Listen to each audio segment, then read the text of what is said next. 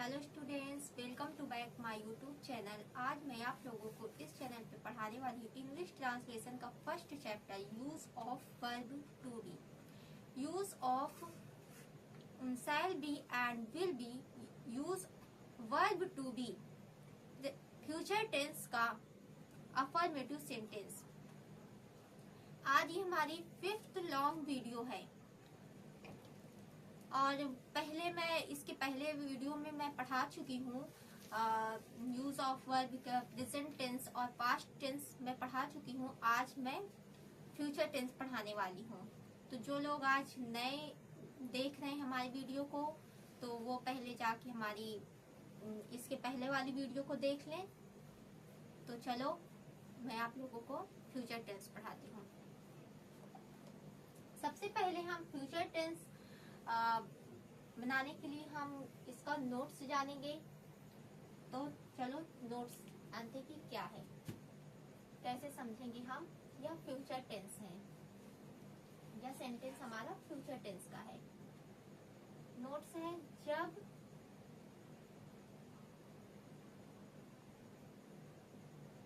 हिंदी वाक्य के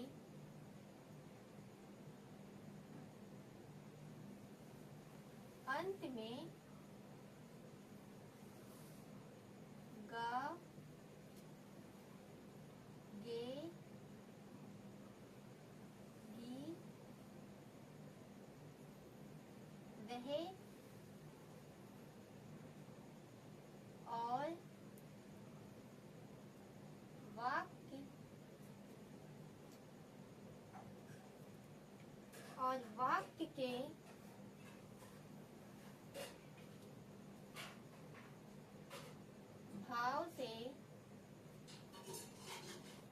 के भाव से यह प्रतीत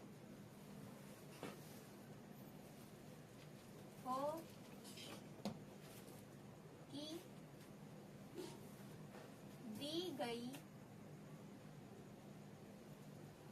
स्थिति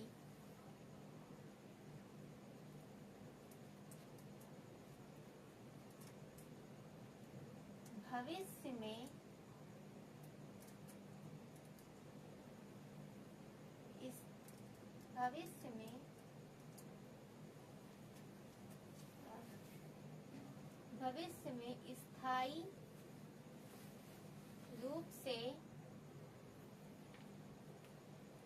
में स्थायी रूप से बनी रहेगी, तो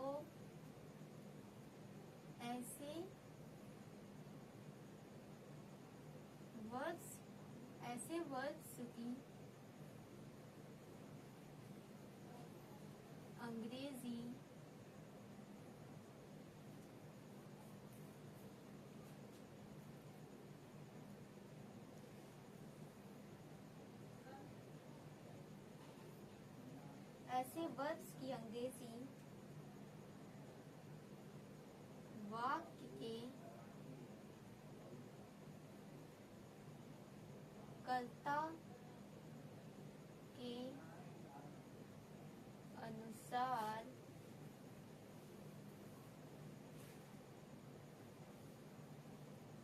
shall be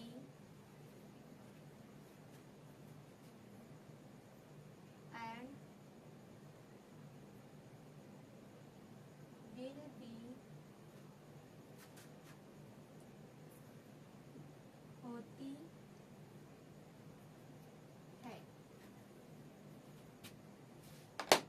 तो आप लोग देख सकते हैं और समझ सकते हैं कि जब हिंदी वाक्य के अंत में गा, गे, गी, वहे और वाक्य के भाव से यह प्रतीत हो कि दी गई स्थिति भविष्य में स्थायी रूप से बनी रहेगी, तो ऐसे वर्ब्स की अंग्रेजी वाक्य के कर्ता के अनुसार शैल बी और विल बी होती है। कोई भी वाक्य हो, कोई भी काम जो होने वाला है भविष्य में, लेकिन भविष्य में वह स्थायी रूप से बना रहे। ऐसा नहीं कि कोई काम कर रहा हो रहा हो, नहीं, स्थायी रूप से स्थित हो, ऐसे कोई वाक्य में ऐसा कोई काम हो जो स्थित हो, उसका भाव हमें स्थित रूप से प्रतीत हो रहा हो कि वह स्थायी रूप से भविष्य में बना रहेगा, तो हम उस वाक्य में वाक्य उस ऐसे वर्ड्स की अंग्रेजी हम क्या करेंगे, वाक्य की कर्ता के अनुसार शैल भी और विल भी करेंगे। अब हम इसका रूल देखेंगे।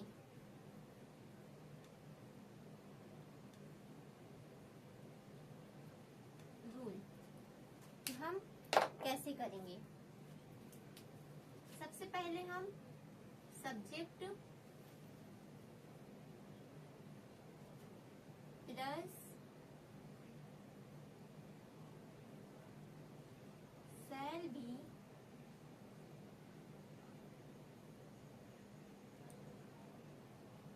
Will be plus object. Okay, अब हम यह देखेंगे एक टेबल के जरिए कि हम शैल बी का प्रयोग किसके साथ करेंगे और विल बी का प्रयोग किसके साथ करेंगे। तो इसे समझने के लिए हम एक टेबल का इस्तेमाल करेंगे और टेबल के जरिए समझेंगे। तो सबसे पहले हम singular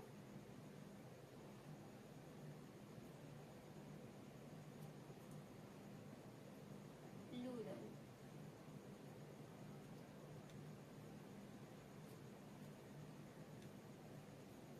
person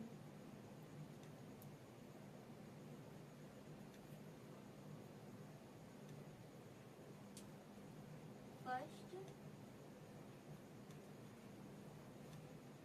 second third. Singular में फर्स्ट पर्सन क्या कह रहा है, मैं ईमानदार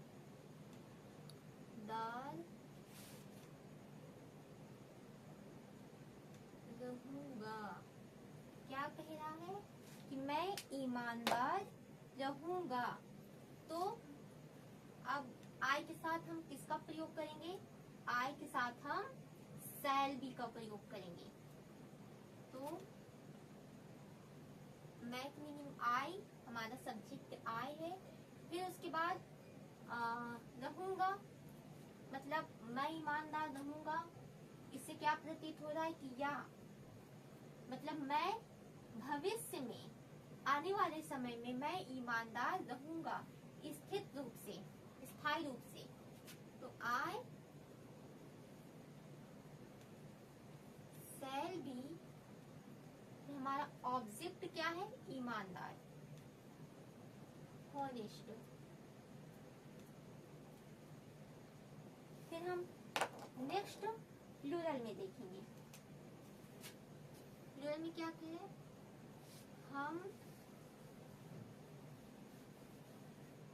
हम लोग ईमानदार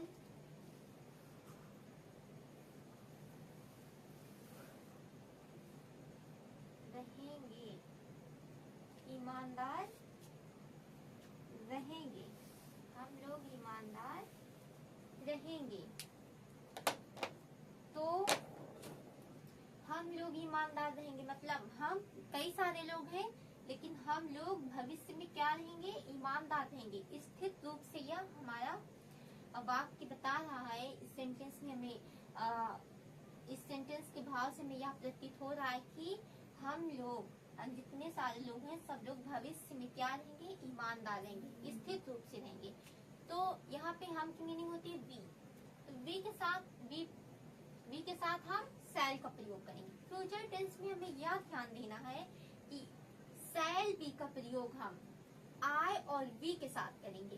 बाकी चाहे वो ही हो, सिंगुलर हो या प्लूरल में यू हो, दे हो या द बॉयज हो, कई सारे लोगों की बात हो रही हो या किसी एक के बारे में बात हो रही हो, लेकिन सबके साथ हम फ्यूचर टेंस में विल बी का प्रयोग करेंगे। लेकिन हम शैल बी का प्रयोग सिर्फ दो के साथ करेंगे, आई के साथ और वी के साथ। इतना हमें फ्यूचर टेंस में ध्यान देना है। तो चलो करते हैं हम इस सेंटेंस का इस वाक्य का ट्रांसलेट करते हैं। तो वी, हम की मीनिंग होती है वी, और वी के साथ हम किसका प्रयोग करेंगे, शैल बी। Shall be. फिर हमारा ऑब्जेक्ट क्या है, हॉनेस्ट, ईमानदार, हॉनेस्ट। ये हमने कर लिया ट्रांसलेट। अब हम नेक्स्ट देखेंगे सेकंड पर्सन।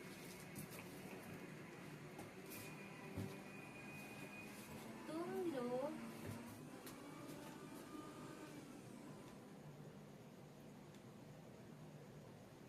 ईमानदार रहोगे। क्या कह रहा है, तुम लोग ईमानदार रहोगे। तो यहाँ पे तुम लोग है सिंगुलर। देखो तुम जो है, तुम सिंगुलर भी है, मतलब तुम, हम किसी एक को भी इशारे में कह सकते हैं कि तुम। हमारे सामने कोई एक व्यक्ति है, जैसे हमारे सामने कोई एक व्यक्ति है तो हम उसे भी इशारे में कह सकते हैं कि तुम।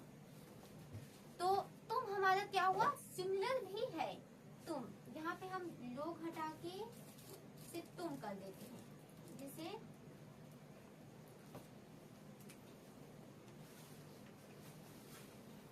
तुम ईमानदार हो, तो हम क्या किसी एक व्यक्ति को भी इशारे में कहते हैं कि तुम ईमानदार हो। इशारा हम, हमारे सामने एक व्यक्ति होते तब भी हम कहते हैं कि तुम ईमानदार हो। तो तुम क्या है, हमारा सिंगुलर भी है और तुम प्लूरल भी है। तो यहाँ पे हम फ्यूचर टेंस में तुम की मीनिंग होती है यू के साथ हम विल का प्रयोग करेंगे, विल बी का। लेकिन जैसे तुम हमारा सिंगुलर भी हो गया, लेकिन हम प्रेजेंट टेंस में यू के साथ हमेशा आर का ही प्रयोग करेंगे, या वो सिंगुलर में हो या प्लूरल में। और पास्ट टेंस में हम हमेशा यू के साथ आर का प्रयोग ही करेंगे। पास्ट टेंस में हम हमेशा वर का प्रयोग करेंगे, और प्रेजेंट टेंस में हम हमेशा आर का प्रयोग करेंगे यू के साथ, चाहे वो सिंगुलर में हो या प्लूरल में यू की बात हो रही हो, चाहे वो किसी एक व्यक्ति के लिए बात हो रही हो यू का, या कई सारे व्यक्तियों के लिए बात हो रही हो। लेकिन हम हमेशा यू के साथ प्रेजेंट में आर का प्रयोग करेंगे, और पास्ट में वर का प्रयोग करेंगे, और फ्यूचर टेंस में विल बी का प्रयोग करेंगे। तो चलो इसका ट्रांसलेट करते हैं। यू विल बी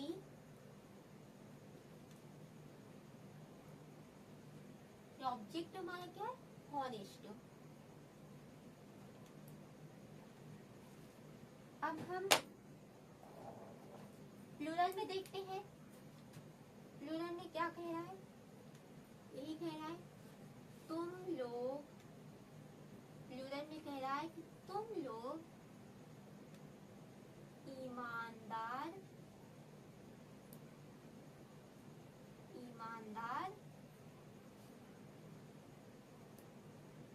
रहोगे। वही बात कर दिया ना प्लूरल में, बहुवचन कर्ता में। प्लूरल में भी क्या कह रहा है, तुम लोग ईमानदार रहोगे, और यहाँ पे कह रहा है तुम ईमानदार रहोगे। तो यू दोनों है, लेकिन हम वही प्रयोग करेंगे यू के साथ। कैसे करेंगे translate, you will be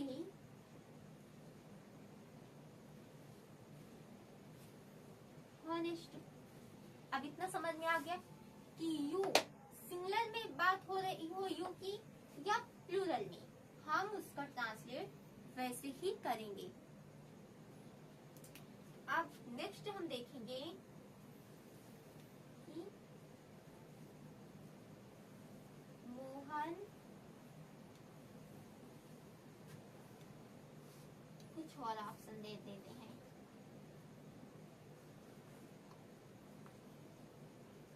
Mohan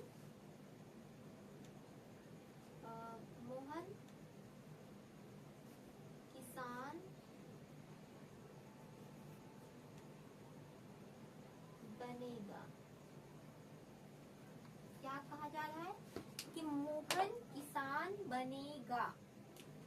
Mohan singular है, मोहन। अभी हमने बताया कि हम शैल बी का प्रयोग सिर्फ आई और वी के साथ करेंगे, बाकी सब के साथ, जितने भी असंज्ञा सब के साथ हम विल बी का ही प्रयोग करेंगे। तो चलो कहते हैं मोहन विल बी,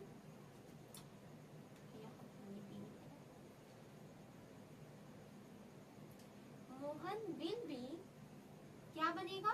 किसान। तो फार्मर।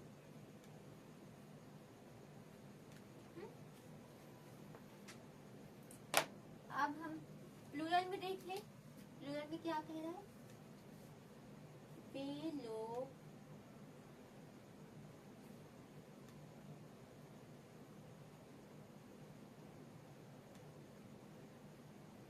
किसान बनेंगे।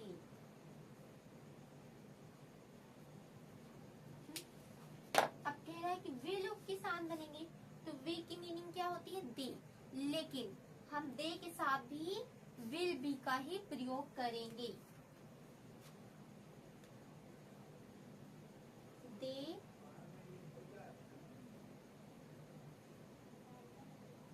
विल बी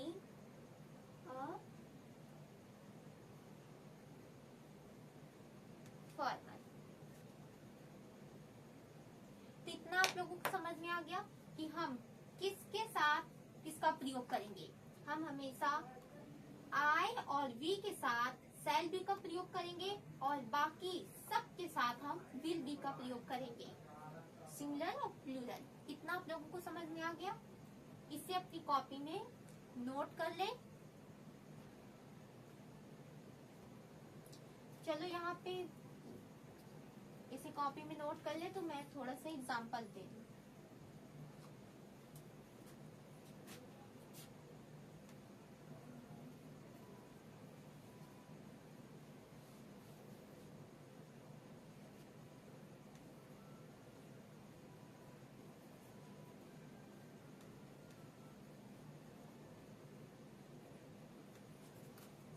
चलो मैं एग्जांपल्स देती हूँ तुम लोगों को।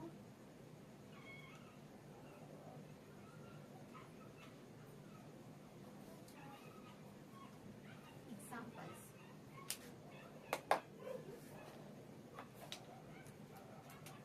क्या कह रहा है? मैं व्यस्त रहूंगा। वह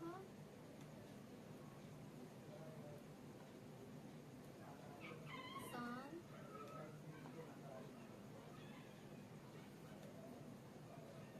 बनेगा। तुम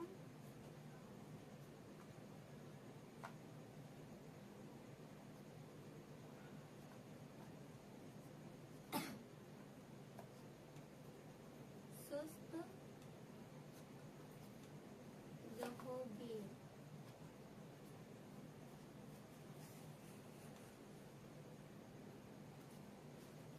वे लोग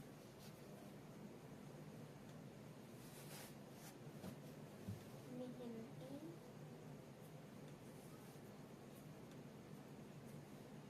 रहेंगे।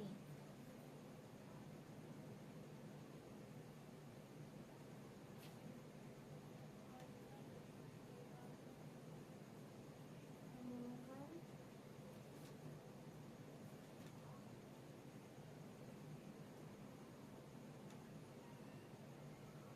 कलाकार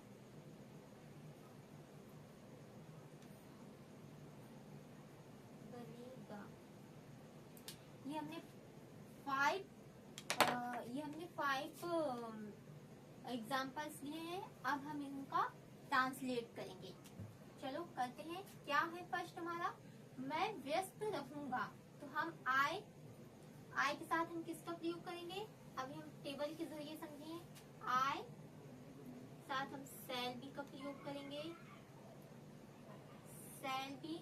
ऑब्जेक्ट क्या है, व्यस्त, busy.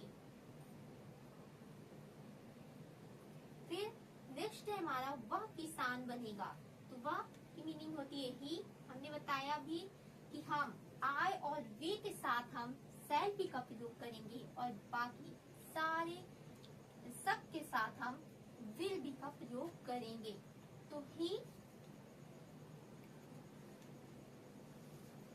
Will be a farmer. Next है हमारा तुम स्वस्थ रहोगे।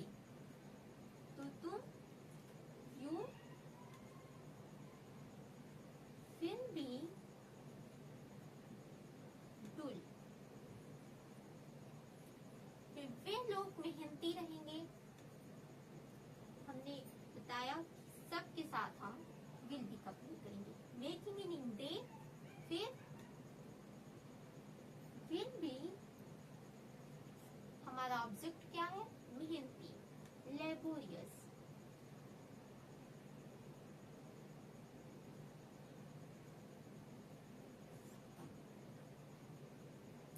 नेक्स्ट हमारा क्या है, मोहन कलाकार बनेगा।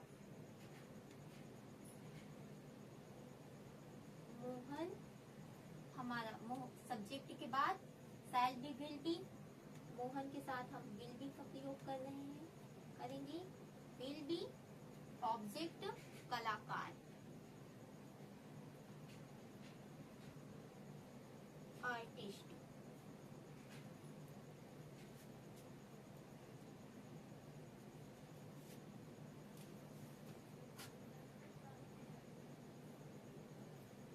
An artist.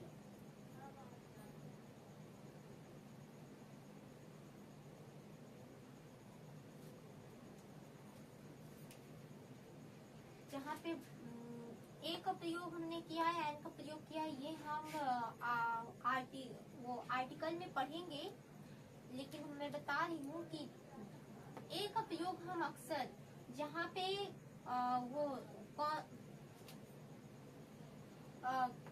एन का प्रयोग हम हमेशा वावेल के साथ करेंगे और ए का प्रयोग हम हमेशा कॉन्सोनेंट के साथ करेंगे। जैसे यहाँ पे आर्टिस्ट है, ए है, आर्टिस्ट ए से स्टार्ट है, ए हमारा वावेल है, तो इसलिए हमने एन आर्टिस्ट किया है। और फार्मर हमारा कॉन्सोनेंट है, तो इसलिए हमने